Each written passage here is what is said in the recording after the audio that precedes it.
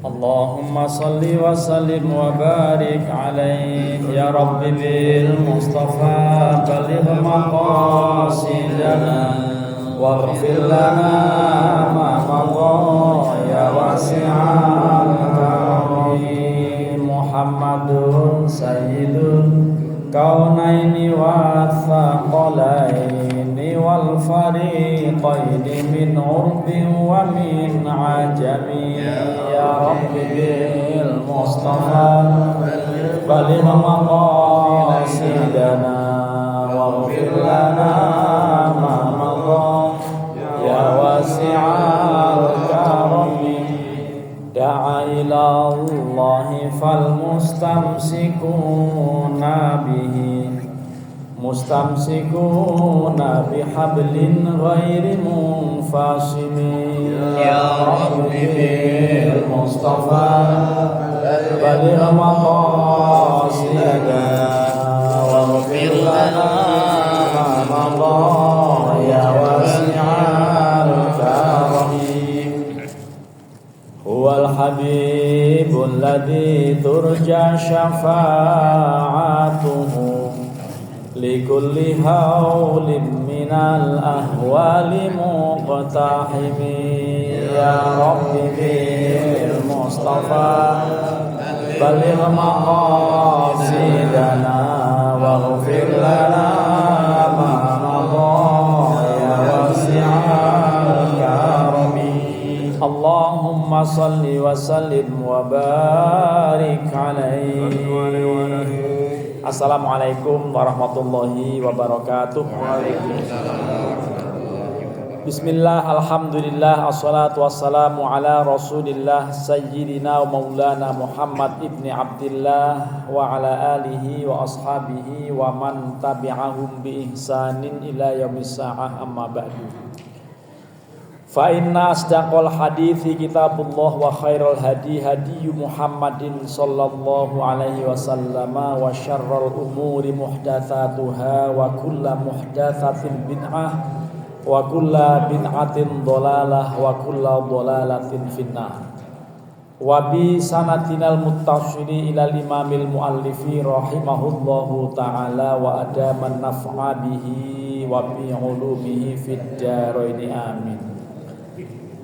Wa ma la tusannu lahul jama'atu fadrbani ratibatun biwaqtin wa ghairu ratibatin. Baris keempat dari atas sebelah kiri halaman 83. Ini mahasiswa yang ngaji ini mestinya punya kitab ya. Jadi Hasbi sama siapa? Afif sama beberapa yang masih muda itu harus punya kitab supaya tidak jiping. Jadi ini kitab Al-Muhadzab ini penting. Bukannya sekarang, nanti ketika sudah lulus, sudah di masyarakat, bisa terjun ke masyarakat, melanjutkan estafeta ilmu ini penting gitu ya. Jadi wa ma la tusannu lahul jama'atu, dan sholat sunnah yang tidak disunnahkan berjamaah ada dua bagian. Ya. Ada dua bagian. Yang pertama adalah rotibatun biwaktin wa ghairu rotibatin. Yang pertama terikat dengan waktu. Yang kedua tanpa terikat dengan waktu. Ini tidak disunahkan berjamaah. Fa ammar ratibatu faminha as-sunanur ratibah ma'al faraidi.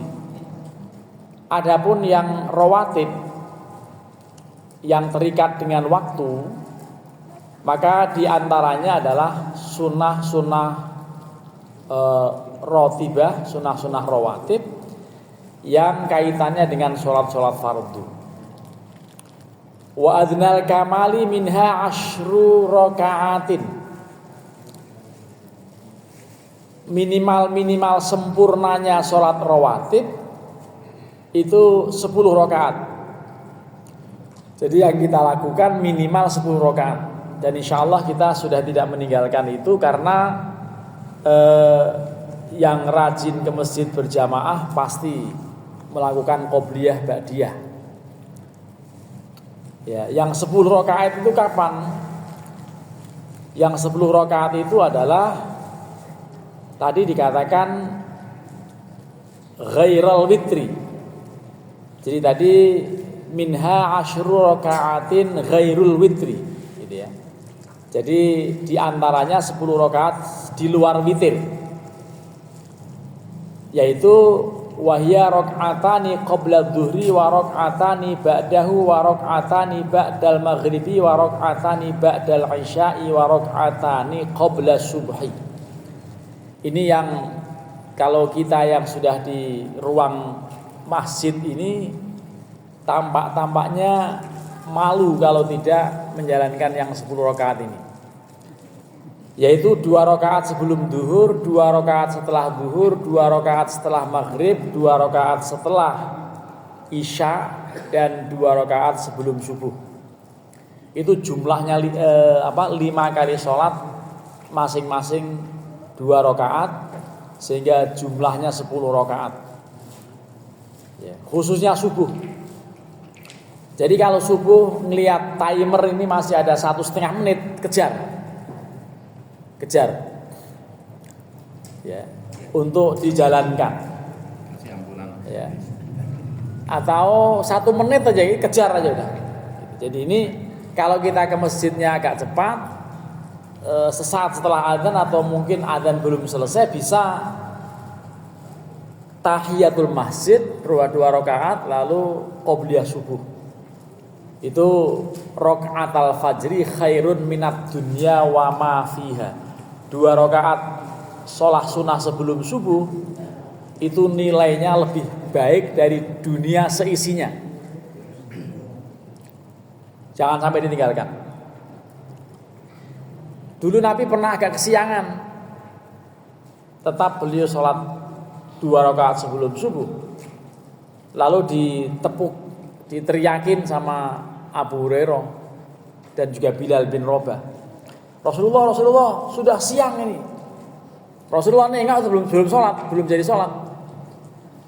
Lebih siang dari ini saja saya tetap mau qobliyah subuh. Tuh begitu tuh. Saking pentingnya. Jadi ini timer ini berapa ya? 10 menit aja. 10 menit semuanya. Semuanya 10 menit. Jadi kalau untuk subuh, kalau bisa didesain lebih panjang bagus supaya orang mengejar. Katakan 15 menit gitu. Supaya bisa mengejar itu. Mengejar qobliyah subuh. Nah, tapi kalau memang sudah didesain berapa 10 menit semua ya, yang mau berjamaah itu yang tahu diri. Jadi begitu itu bangun pokoknya cepat. Gerakannya cepat. Ini Ritonga kemana Ritonga? Taufik. Nah, jadi kalau yang ada di rumah nyantri wajib nih ngaji yang ini harus hadir. Kasih tahu dia. Ya, dia udah tahu kalau Senin ada ngajian. Nah, ya, jadi wajib ngaji itu wajib. Gitu. Jadi tadi pagi ngaji berdua saja tadi pagi. Subuh ngaji. Ya, gurunya 1, muridnya 1. Tetap saya ajar. Gitu. Kalau nggak ada murid saya ngajar lekarnya. Saya ngajar lekarnya, ntar lama-lama pinter tuh lekarnya diajarin. Gitu. Nah, itu jadi konsisten. Yang namanya ngaji itu sekali mulai jangan berhenti sebelum mati. Jadi itu yang dikatakan thalabul ilmi faridotun atau utlubul ilma minal mahdi ilal lahdi. Carilah ilmu mulai dari buayan hingga liang lahat. Ya, carilah ilmu dari perocot hingga pocot. Sebelum diponcot jangan berhenti ngaji. Nah, kalau udah diponcot berhenti karena sudah menjadi pocong gitu ya. Jadi itu 2 rakaat sebelum subuh urutannya tadi. 2 rakaat sebelum duhur, 2 rakaat setelah duhur, 2 rakaat setelah maghrib, 2 rakaat setelah isya, dan 2 rakaat sebelum subuh. Itu sunnah muakkadah, sunnah rawatib namanya. Gitu. Wal aslu fihi ma rawa Ibnu Umar radhiyallahu anhu qala. Dalil. Aslu di sini adalah dalil. Kalau ada istilah usulul fikhi itu artinya dalil-dalil fikih. Wal aslu dalilnya adalah hadis yang diriwayatkan oleh Abdullah ibnu Umar radhiyallahu anhu qala shallaitu ma'a Rasulillahi sallallahu alaihi wasallam qabla dhuhri sajdataini wa ba'daha sajdataini wa ba'dal maghribi sajdataini wa ba'dal isya'i sajdataini wa haddatsani atau wa haddatsatni Hafsatu bintu Umar bin Al-Khattab ya. Jadi Hafsah bintu Umar radhiyallahu anha anna Rasulullah sallallahu alaihi wasallam kana yusolli sajdataini khafifataini idza tala'al fajru gitu. Ini hadis yang terkait dengan 10 rakaat rawatib tadi, seperti yang disampaikan oleh Abdullah bin Umar bahwa saya sholat bersama Rasulullah sallallahu alaihi wasallam 2 rakaat, 2 kali sujud itu 2 rakaat maksudnya, 2 kali sujud ya 2 rakaat, artinya 2 rakaat sebelum zuhur, 2 rakaat setelah zuhur, 2 rakaat setelah maghrib, 2 rakaat setelah isya. Dan saya diceritai atau diberi cerita oleh Hafsah bintu Umar radhiyallahu anha anna Rasulullah sallallahu alaihi wasallam kana yusolli sajdataini khafifataini idza tala'al fajr. Rasulullah biasanya sholat 2 rakaat yang ringkas, yang pendek, yang ringan, yang enteng ketika tala'al fajru, ketika fajar sudah sudah terbit. Ini yang kemudian dikenal dengan sholat syuruk. Ini sajdataini khafifataini idza tala'al fajru ini, atau tala'al fajr itu bukan terbitnya matahari tapi terbit fajar. Ini maksudnya qobliyah subuh. Qobliyah subuh ini bukan syuruk ya. Karena tulu'ul fajr ini maksudnya subuh. Wal akmalu an tusolliya thamaniya asyarata raka'atan ghairal witri. Yang sempurna bukan hanya 10 tetapi 18 rakaat. Tambahannya mana?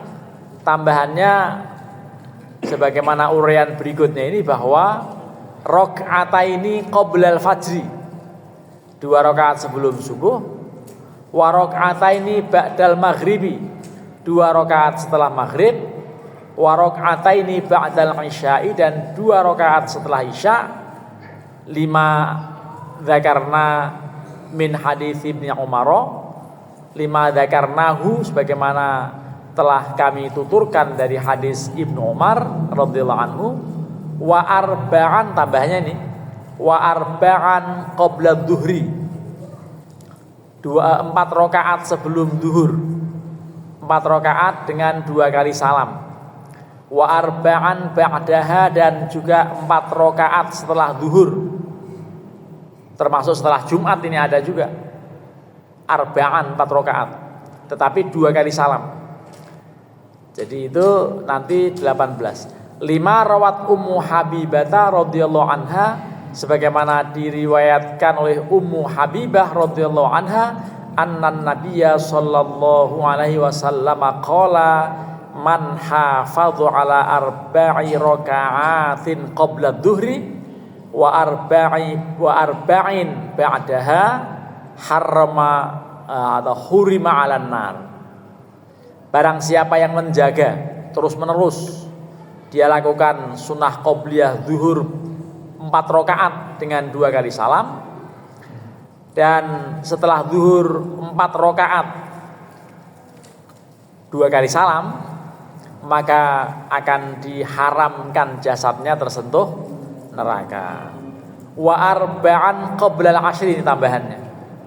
Jadi itu 4 rakaat sebelum asar. Jumlahnya nanti kemudian berapa? 18 rakaat, bukannya 10. Karena sebelum zuhur jadi 4 gitu ya. Jadi itu totalnya menjadi 18. 5 rawa atau 5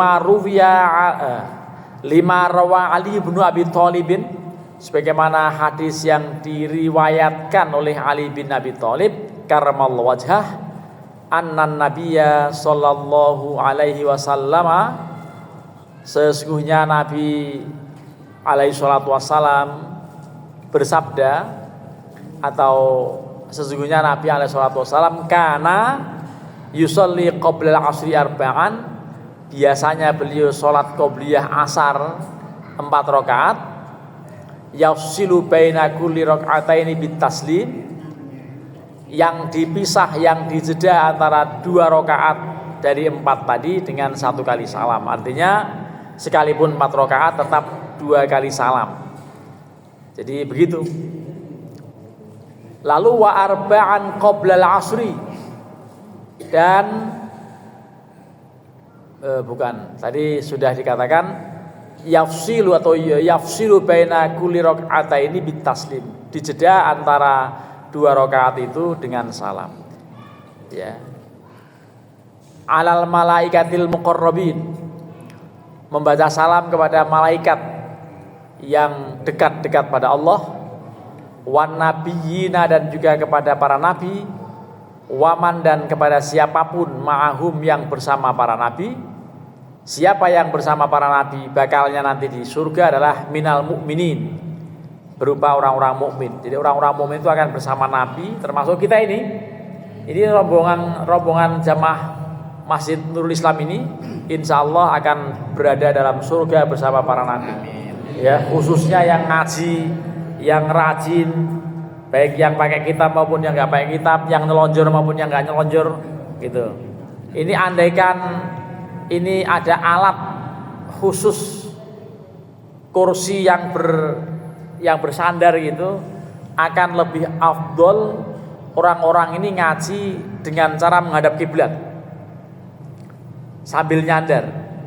Kalau di sini posisi yang bisa menghadap kiblat sambil nyandar cuma 2 orang, ya Bang Dad sama Pak siapa? Pak Meza. Yang lain-lain menghadap ke Nyai Rokidul, gitu kan? Ke selatan, yang beliau menghadap ke Ratu Utara, gitu. Jadi ini apalagi di sini. Ya kalau yang ngajar menghadap sana, kalau yang ngaji menghadap sana, gitu. Nah, jadi memang kalau ngaji itu sebaiknya menghadap kiblat lah. Masalahnya kalau disuruh menghadap kiblat malah pada bubar ini, jangan-jangan karena gak nyandar ini. Nah, jadi ini mungkin pakai kursi apa ya, nyandar gitu enak gitu di sini gitu. Tapi gak usah dipikirin, ini hanya ngomong ketimbang tidaknya. Jadi memang yang paling afdol kalau mengaji itu menghadap kiblat gitu. Ya. Kalau yang ngajar ya menyesuaikan. Kalau menghadap, yang ngajar ngadep kiblat dikira ngaji, dikira sholat jamaah nanti kan. Nah, ya nggak lucu kalau semuanya ngajar ngadep ke sana terus, ya nggak juga ya. Tapi itulah. Jadi itulah rangkaian sholat rawatib, baik yang sudah rutin menjalankan 10 rakaat maupun yang sesekali menjalankannya dengan menambah 4 rakaat sebelum zuhur, 4 rakaat setelah zuhur, dan 4 rakaat setelah sebelum asar. Itu jumlah semuanya menjadi 18. Itu insya Allah akan bersama para malaikat dan para nabi. Ya, wasunnatu, dan yang disunnahkan fiha, di dalam sholat rawatib ini, wafil arba'i, dan dalam hal sholat yang 4 rakaat qabla dhuhri, sebelum zuhur, wa ba'dahu, dan juga setelah zuhur, ayyusallima min kulli raka'ataini, untuk menutup salam setelah 2 rakaat. Artinya 4 rakaat itu sholat sunat itu masna. Tidak ada sholat sholat sunnah kok 4 rakaat itu jarang sekali. Kecuali dalam satu riwayat memang Rasulullah sholat malamnya pernah sampai 9 rakaat itu beliau tidak duduk, itu salam sekali. Pernah seperti itu. Ya, jadi kalau ada orang yang sholat tarawihnya hanya 3 kali salam, ya nggak apa-apa. Kalau tidak salah Al-Azhar Blok M sana, sholat tarawihnya itu 3 kali salam selesai. Karena polanya 4-4-3. Ya. Kalau angkot polanya 46 penuh, gitu kan? Sini 4, situ 6 gitu. Kalau angkot. Ya, tapi kalau tarawih yang kita ini kan 2 3. 2 kali 10 20 lalu 3. Gitu. Jadi begitulah ya, ini keterangannya tentang sholat rawatib seperti itu. Jadi tadi disebutkan untuk menjeda dengan salam setiap 2 rakaat. 5 rawainahu min hadits Aliin karramallahu wajhah, karena satu hadis yang kami riwayatkan dari hadis Ali karramallahu wajhah, annahu kana yafsilu baina kulli rak'ataini bit taslim. Beliau biasanya menjeda dengan salam di antara 2 rakaat yang beliau lakukan. Wa ma yaf'alu qabla hadhil faraid, dan sholat sunnah atau apa-apa yang dilakukan. Wa ma yuf'alu qabla hadhil faraidi, apa-apa yang dilakukan sebelum faraid ini, sebelum sholat fardu, min hadi sunani, dari inilah sholat sunnah, yadkhulu waqtuha bidukhuli waqtil fardi, baru masuk waktunya sholat rawatib kalau memang sudah masuk waktu sholat fardu. Jadi rawatib harus setelah adzan. Qobliyah subuh tidak boleh sebelum adzan, harus sudah adzan. Qobliyah zuhur juga sudah harus adzan zuhur. Syaratnya masuk waktu. Masuk waktu qobliyah dulu. Kali-kali ada jamaah yang mau makmum karena di satu masjid sudah bubar. Awalnya sendirian aja dulu 2 rakaat sambil nunggu-nunggu kalau ada yang menyusul. Gitu. Kalau ada yang sudah ikut jamaah, lalu ada orang datang, kelihatan nunggu-nunggu, sholat lagi makmum orang itu. Yang sudah sholat nih, sholat lagi sama yang baru datang itu, untuk menolong dia supaya dapat jamaah. Gitu. Jadi Rasulullah pernah menganjurkan ketika ada orang nyusul sudah kehabisan, sudah bubar, sudah salam, Rasulullah kemudian bersabda, siapa yang mau bersedekah, siapa yang mau nolong saudaranya, ya, mau nolong bagaimana Rasulullah? Menolong menjadi makmum dia supaya dia tetap berjamaah. Ya, kemudian ada yang tunjuk jari dan siap. Gitu. Jadi begitu. Tidak ada istilah sholat kok double, nggak apa-apa. Sholat double nggak apa-apa. Sholat fardu diulang itu akan menjadi sunnah. Ya, sholat fardu yang diulang akan menjadi sunnah. Begitu. Menolong dia supaya dapat berjamaah. Gitu. Jadi itu ajaran Rasulullah alaihissalatu wassalam. Kalau tidak bisa bersedekah dengan duit, sedekah dengan sholat. Ketika ada orang sholat sendirian, makmumin dia, ya, supaya dia mendapat pahala jamaah. Begitu. Kecuali di rest area di bandara gitu, kadang-kadang kita makmum ternyata dia jamaah, dia kosor gitu kan, makanya suka bergelombang-gelombang, suka kadang-kadang sendirian sholatnya karena memang ya syaratnya harus sama itu. Dia niat sholat maghrib, ternyata imamnya sudah sholat isya karena dikosor, di jamak, gitu bisa begitu. Ya, kalau di tempat-tempat yang tidak dikenal atau di bandara, di rest area gitu, kadang-kadang begitu. Baik, jadi kita lanjutkan Wa yabqa waqtuha ila ayyadhhaba waqtul fardhi. Dan waktunya tetap ada selama waktu sholat fardunya masih ada. Artinya ketika jam 2:30 mau sholat duhur, dia belum qobliyah dulu, baru sholat duhur. Sudah jam 2:04 belum sholat duhur, belum qobliyah dulu, baru sholat duhur. Nanti setelah itu ba'diyah. Artinya selama waktunya masih ada, tetap dianjurkan, tidak harus di awal waktu. Gitu.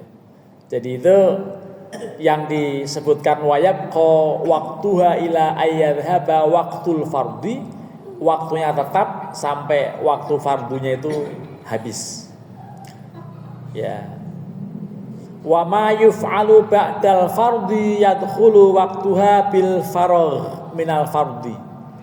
Apa yang dilakukan setelah sholat fardu masuk waktunya dengan selesainya sholat fardu. Itu artinya kalau sudah habis waktunya ya sudah, nggak ada. Artinya kalau sudah salam lalu datang asar, jangan ba'diyah zuhur lagi. Habis sudah kan. Yang terjadi qobliyah asar 4 rakaat. Ya, tapi kalau mau qobliyah 2 rakaat boleh juga, hanya nggak ada contohnya.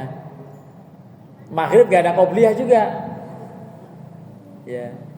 Sehingga kalau ada di dalam masjid sebelum maghrib belum qomat, tahiyatul masjid gitu. Tapi memang dulu saya pernah, kalau ini ya, kalau kaitan dengan hadis yang kita sudah baca, saya habis adzan gitu ya, habis adzan waktu buka bersama di satu tempat, lalu ada sebagian santri saya itu yang mau sholat qobliyah maghrib. Itu ditegur sama salah seorang ustaz, nggak ada qobliyah maghrib, kita tunggu langsung qomat ya. Lalu dia ngadu pada saya, memang nggak ada ustaz. Ya memang tidak ada riwayat mengenai itu, hanya hadis Nabi mengatakan ma bainal adzanaini sholatun. Di antara 2 adzan ada sholat. Adzan, 2 adzan itu apa? Adzan dan qomat. Kan dia udah adzan, belum qomat, ya sholat gitu. Kira-kira lebih baik sholat, apapun sholat namanya ya, mungkin sholat mutlak, mungkin qobliyah maghrib segala macam, walaupun nggak ada kenyataannya di sini.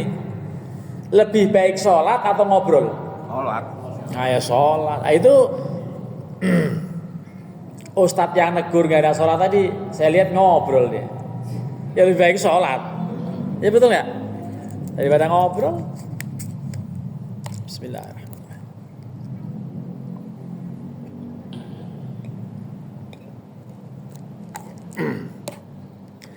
Tapi berhubung tidak ada keterangan qobliyah maghrib, maka siapapun yang datang di masjid sebelum qomat maghrib ada waktu, itu yang paling bagus tahiyatul masjid gitu. Atau sholat sunat mutlak apa saja gitu, bukan qobliyah maghrib. Karena kenyataannya nggak ada keterangan qobliyah maghrib kan dalam hadis-hadis yang kita baca tadi gitu. Tapi kalau mau sholat qobliyah maghrib juga, ya dalilnya tadi ma bainal adzana ini sholatun.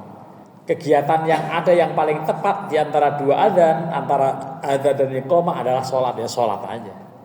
Jadi itu menjadi boleh melaksanakan, yang penting tahu dalilnya aja gitu. Ya. Tapi ngomong-ngomong ini, dulu ada seorang ulama kenamaan ya di Jogja, namanya Mbah Dardiri. Mbah Dardiri Lempuyangan itu suka kocak. Mugi-mugi kita panjenengan sedaya tansah dipun tebihaken saking rezeki. Doa-doanya begitu. Mugi-mugi kita panjenengan sedaya tansah dipun tebihaken saking rezeki ingkang damel repot. Nah, jadi maksudnya rezeki yang bikin repot gitu. Mudah-mudahan kita semuanya dijauhkan dari rezeki belum selesai yang membuat repot. Nah, beliau itu pernah berkelakar Ya dalil nyadran ya nggak ada. Nyadran itu dalilnya nggak ada. Tapi kalau dalil berdoa untuk almarhumah ada. Dan kenyataannya orang nyadran ya intinya doa kan. Sambil sedekah itu menukar berkat, menukar bingkisan gitu. Itu nyadran itu dilakukan kalau di sini ruahan. Kalau di Jakarta ya apa ya? Pokoknya hari menjelang Ramadan itu suka ada nyekar gitu-gitulah. Nah, jadi itu kalau di kampung saat itu kampung Basisem nggak ada ya? Ruahan. Nah, kalau di saya namanya nyadran. Ya nyadran itu doa bersama secara massal di kuburan sambil membawa makan makanan yang insya Allah bukan dimakan oleh almarhum kan? Mana ada almarhum makan? Ya dimakan oleh orang-orang yang hadir di situ. Ya jangan mubadir gitu ya. Itu ada tradisi itu.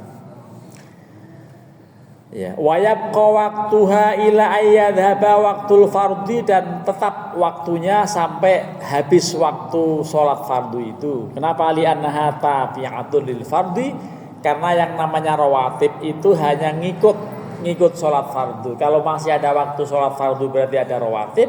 Kalau habis sholat fardunya atau waktu sholat fardu berarti habis waktu sholat rawatib juga. Fadhahaba waktuha, maka menjadi hilang waktunya dengan berakhirnya waktu itu. Jadi fadhahaba waktuha bi dhihabi waqtil fardhi. Tiba-tiba kersek-kersek.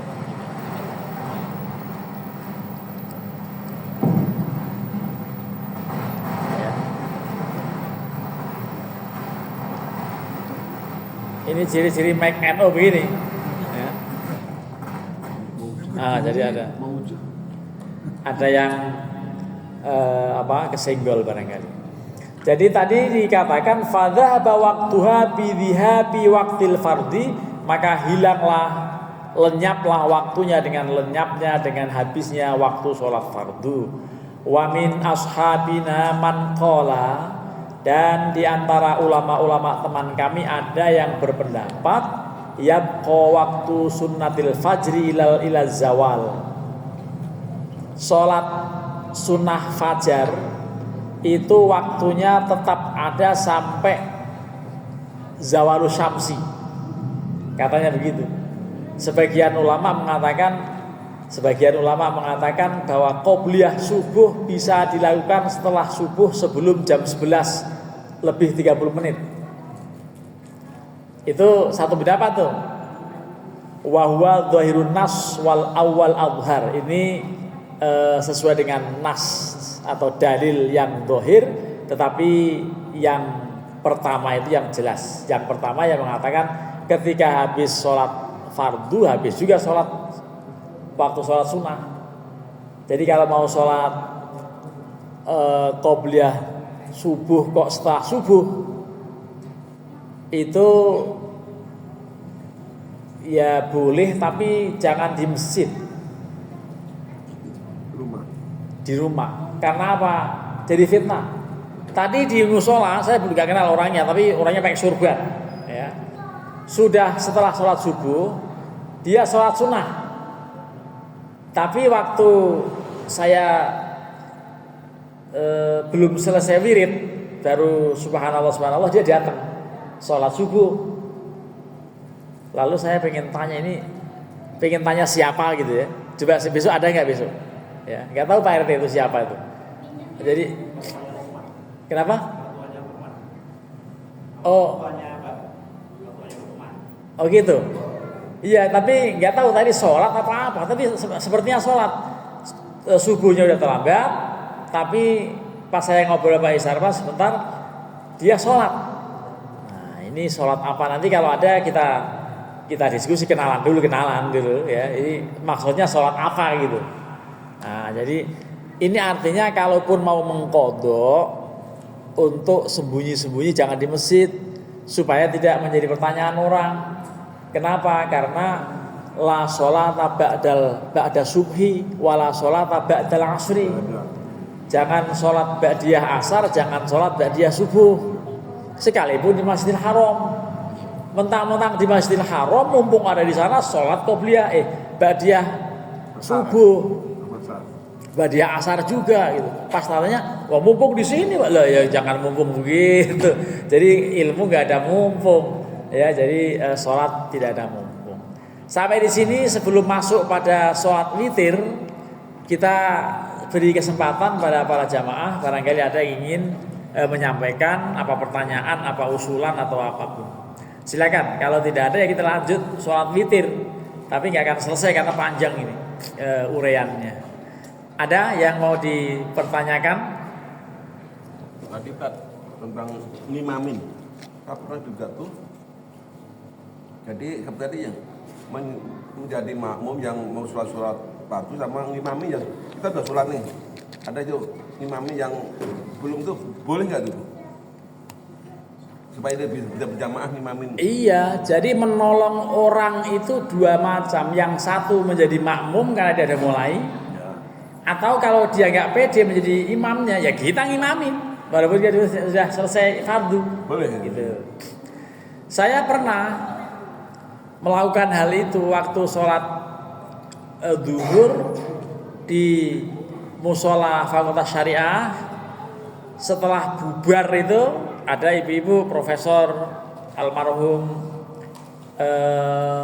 Isnawati Rais. Beliau ini orang alim. Begitu masuk, udah salam ini. Ayo siapa yang mau menolong saya? Saya berdiri, silakan Prof. Saya mau sholat lagi. Saya ngimamin dia, ngimamin beliau.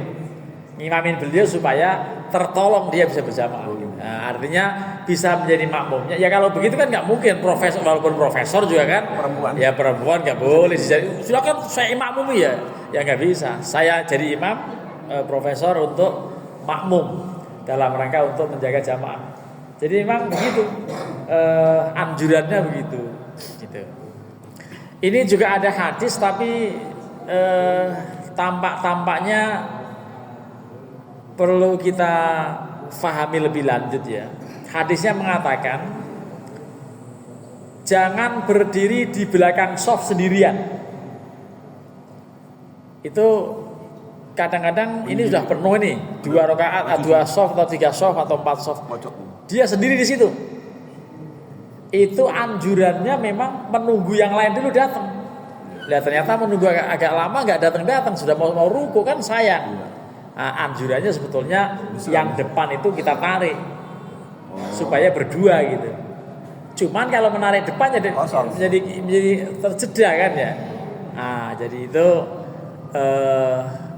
ini makruh saja sih, bukan kemudian haram. Kalau haram ya repot, orang sudah sholat masih haram kan jadi repot ya.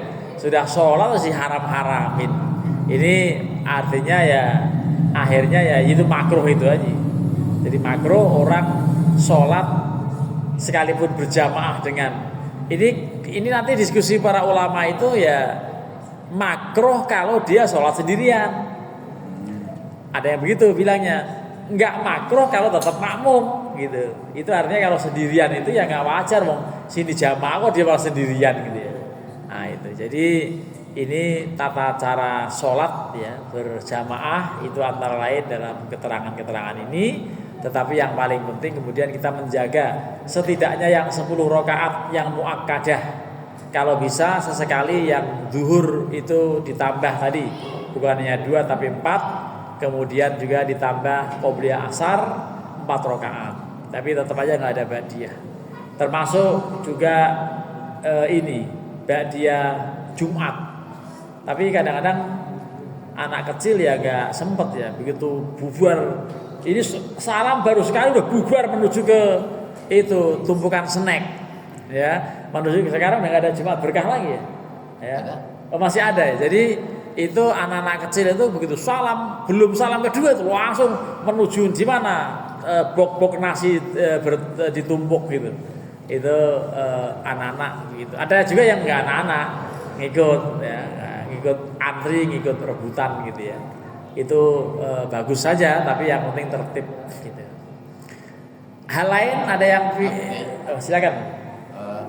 Terkait dengan sholat sunnah tadi kan terbagi 2. Sholat sunnah muakkad dan baik muakkadah dan ghair muakkadah itu biasa maghribnya itu termasuk qobliyah maghrib yang bermakadah. Ya. Saya kalau nggak salah pernah baca itu ya maghrib qobliyah maghrib itu yang bermakadah. Makadahnya ba'diyah maghrib. Gitu. Coba dari keterangan di sini ada keterangannya. Kalau di kitab yang lain ada keterangannya itu. Iya, jadi memang qobliyah maghrib itu tidak disebutkan di sini, barangkali dalam keterangan kitab lain atau hadis-hadis lain masuk gitu ya. Yang jelas dia tidak masuk dalam kategori sunnah muakkadah, rawatib yang muakkadah, karenanya kalau waktunya memang hanya untuk 2 rakaat lebih baik dengan istilah apa tadi tahiyatul masjid gitu. Tapi kalau masih ada silahkan dijalankan sholat qobliyah maghrib, tetapi memang tadi ghairu muakkadah sebagaimana qobliyah asar yang ghairu muakkadah gitu. Walaupun di sini kebetulan tidak disebutkan yang qobliyah maghrib. Itu memang penting juga karena kalau habis azan langsung qomat banyak ketinggalan gitu. Iya betul ya.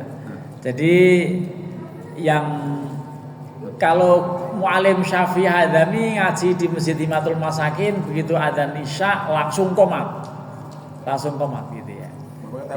Ya tapi kalau kita karena ada yang nyusul mau ikut jamaah ya nggak usah langsung qomat lah. Adzan qobliyah dulu baru qomat. Gitu. Baik, mari kita akhiri dengan sama-sama membaca kafaratul majlis. Subhanakallahumma wa bihamdika asyhadu an la ilaha illa anta astaghfiruka wa atubu ilaik. Assalamualaikum warahmatullahi wabarakatuh.